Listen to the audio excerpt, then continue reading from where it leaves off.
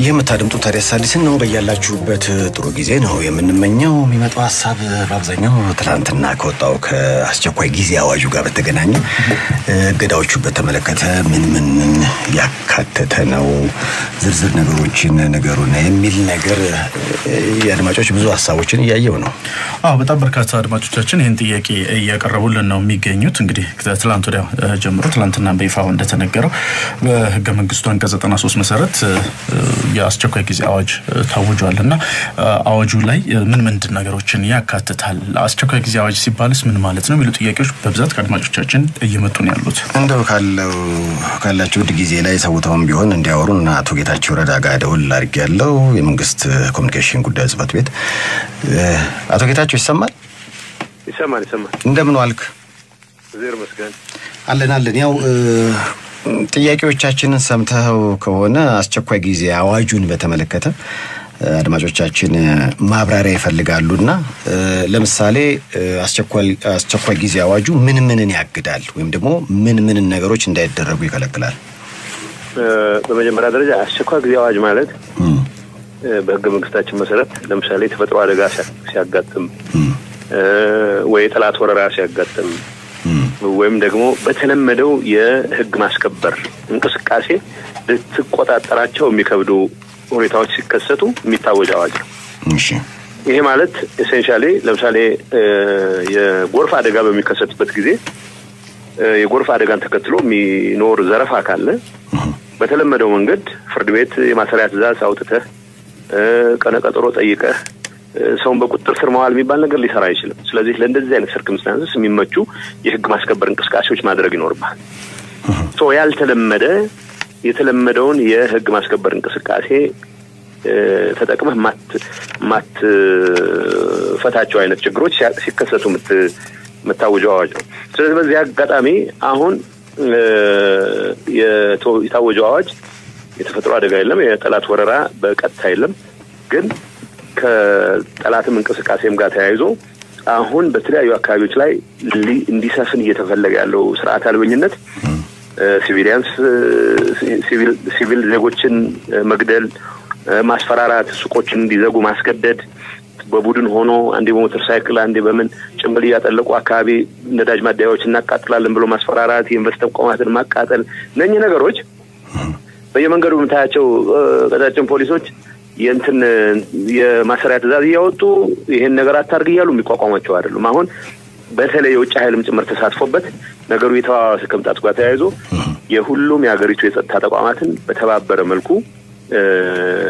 ባስተባበረ መልኩ መስራትና ወደ ህዝቡ ወደ ሰላማዊ ኑሮ ሙሉ በሙሉ የሚመለስበት መንግስትና ህዝብ ወደ ልማት የሚመለሱበት ስራ ለመስራት የሚያስችል ለየት ያለ አካሄድ መከተል አለብን። ስለዚህ ለ6 ወራት የሚቆይ እንደነገር ሁኔታ ሊያጥርም ሊረዝም የሚችል የ6 ወራት የሚቆይ አስቸኳይ ጊዜ ሁኔታ ያስፈልገናል የሚል አዋጅ ነው የታወጀው። በዚህ አዋጅ ውስጥ የመንግስት ተቋማት ስራ ማቆም የሚባል ነገር የለም። የሲቪል ፖለቲካዊ ህይወት እንቅስቃሴ ማስቆም የሚባል ነገር የለም። በዋናነት ከህግ አፈጻጸምና ከህግ ማስከበር ጋር ተያይዞ የሚሰሩ ስራዎች የማስተባበርና እነዚህን ማዕከላዊ በሆነ መልኩ አደራጅቶ የመስራት ስራ ነው። እዚህ ጋር ምናልባት አቶ ጌታቸው የብዙዎች አድማጮቻችን ጥያቄ ሰዓት ላፊን በተመለከተ ይታወጃል። አሁን አዲስ አበባ ላይ አሁን ሰይፉ አሁን ሰዓት ላፊ ዝም ብለህ ማወጅ እንዲከናወን የምትፈልገውን ሰላማዊ እንቅስቃሴ ማወክ ነው የሚሆነው። ስለዚህ ይሄ አዋጅ በግልጽ እንደሚያስቀምጠው የህዝቡን ሰላም ለመጠበቅ ሲባል አሁን የምንላቸውን አላማዎች ለማሳካት ሲባል አስፈላጊ ሆኖ የተገኘ እንደሆነ እንደ ቦታውና እንደ ሁኔታው ለምሳሌ ሁከትና ብጥብጥ በህዝቦች መካከል ለመፍጠር የሚያስችል ጽሁፍ የሚታተበት ጉዳይ ማገድ ይቻላል። ሁለት አይነት ነው። አሁን ብዙ ጊዜ ፈረንሳይ በአስቸኳይ ጊዜ ሁኔታ አዋጅ ስር ነው ያለችው ከኖቬምበር 13 ጀምሮ ማለት ነው። ኦልሞስት 1 አመት ሊሆን ነው ከአሸባሪዎች ጥቃት። ምክንያቱም የተለመደው የአሸባሪዎችን ጥቃት በተለመደው የፖሊስ እንቅስቃሴ ልትገታው ስለማትችል ለየት ያለ ፍተሻ ለየት ያለ የሰውን የማስቆም የመበርበር አሰራር መከተል አለብኝ ብሎ የፈረንሳይ መንግስት ያወጣው አዋጅ ነው። ስለዚህ ዝም ብለህ አትከለክልም፣ ጋዜጣ አቁም አትልም፣ የሰዓት ላፊ ከዚህ አትንቀሳቀሱ አትልም። ለምን ሰላማዊ ህይወትን የሚያውኩ ተግባራትን ለማስቆም ብለህ ሰላማዊ ህይወትን አታውቅም። ግን ይሄንን ሰላማዊ ህይወት የሚያውክ እንቅስቃሴን ለማስቆም የሚያስችል ሆኖ የተገኘ እንደሆነ እንደየሁኔታው እንደየሰዓቱ የሚወሰን እንደየአካባቢው የሚወሰን የሰዓት እላፊ ሊታወጅ ይችላል። ጽሁፍ አታሰራጩ ተብሎ ሊከለከል ይችላል። የመገናኛ ዘዴ እንዲዘጋ ወይም እንዲቋረጥ ሊያደርግ ኢንተርኔት ሊታቋርጥ ይችላል። አሁን 3 ቀን ኢንተርኔት አልነበረም። አሁን ኢንተርኔት አለ። በጅላ ያው ሞባይልም ላይ ማስቀመጥ የሞባይል ዳታ ለተወሰነ ለ2 ቀናት ዝግ ነበር።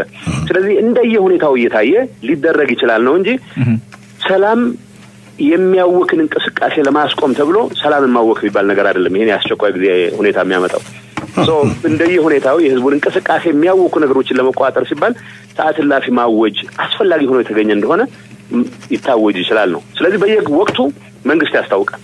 ይሄ ኮማንድ ፖስት የሚባለው በየወቅቱ በዚህ 3 ቀን እገሌ የሚባል ቀበሌ ውስጥ ሰዓት እላፊ አውጃለሁ ሊል ይችላል። ከዚህ ውጭ ግን የታወጀ ሰዓት እላፊ የለም። ትላንት እንደገባኝ ከሆነ በመላው ሀገሪቱ ነው የሚለው። ለምሳሌ አዲስ አበባን የተመለከተ ነገር ማውራት ቢቻላል። ለምሳሌ ምክንያቱም የኛ አድማጮች እዚህ ስለሆነ ያሉት አዲስ አበባና አካባቢዋ ላይ አዲስ አበባን በተመለከተ ለምሳሌ የታገደው ወይም ደግሞ እንዳይደረግ የሚፈልገው ነገር ምንድነው ነው? ምክንያቱም አትገታቸው ህጉ ላይ የፖለቲካና የዲሞክራሲ መብቶችን ማገድ ይችላል ሊደርስ የሚችል ነገር ማስቀመጥ ይችላል ህገ መንግስቱ ላይና እነዚህ ፖለቲካና የዲሞክራሲ መብቶች የሚባሉት ላይ አሁን የዲሞክራሲያዊ መብቶች የሚሉትን ብለን ስንመለከት ህገ መንግስቱ ላይ ይሄ ሐሳብን የመግለጽ የመሰብሰብ የመደራጀት የመዘዋወር መብቶች ምናምን ብሎ ያስቀምጣቸዋል አንቀጽ 930 ምናምን ላይ ማለት ነውና እነዚህ ነገሮች በግልጽ ላይ ችግሮቹ ባሉባቸው ቦታዎች ነው ወይስ በመላው ሁሉም ቦታ ላይ ነው የሚሰሩት? በሁሉም ቦታ ላይ ለምን ይደረጋል? አላማው እነዚህን ችግሮች ማስወገድ ነው ብለናል። እነኚህን የመንቀሳቀስ መብት የሚጻረሩ ነገሮችን ማስቆም ነው ብለናል። የሰውን የሰላማዊ ኑሮ የሚያግዱ የሚያውኩ እንቅስቃሴዎችን ማገድ ከሆነ የሰላማዊ እንቅስቃሴ የሚያውኩ ነገሮች በሌሉበት ሁኔታ ለምን ብለህ ነው የሰላማዊ እንቅስቃሴ የምታውቀው? ስለዚህ ይሄ ኮማንድ ፖስት ዝም ብሎ በዘፈቀደ እዚህ አካባቢ ጭርቢል ያመረኛል ብሎ ሰዓት እላፊ የሚያውጅበት ምክንያት የለም። የሚያረጋው በግልጽ እኮ ተቀምጧል።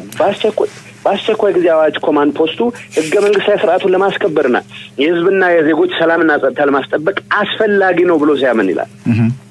አሁን ድንገት እያለፍክ እዚህ አካባቢ ትራፊክ በዝቷል ቶሎ ቤት መድረስ ስላለብኝ ዝጉልኝ ሊል አይችልም። እንደዛ አይደለም እየተወራ ያለው። አዲስ አበባ ውስጥ እስቲ እንደው በጊዜ ባሮች ቢዘጉ የተሻለ ይሆናል ብሎ በማመን አይደለም ሰዓት እላፊ የሚያውጀው። የአዲስ አበባን ህዝብ ሰላም የሚያውክ እንቅስቃሴ የአዲስ አበባን ህዝብ ሰላማዊ ኑሮ የሚገድብ የአዲስ አበባን ህዝብ የህይወት የአካል ደህንነት አደጋ ላይ የሚጥል ሁኔታ ተፈጥሯል።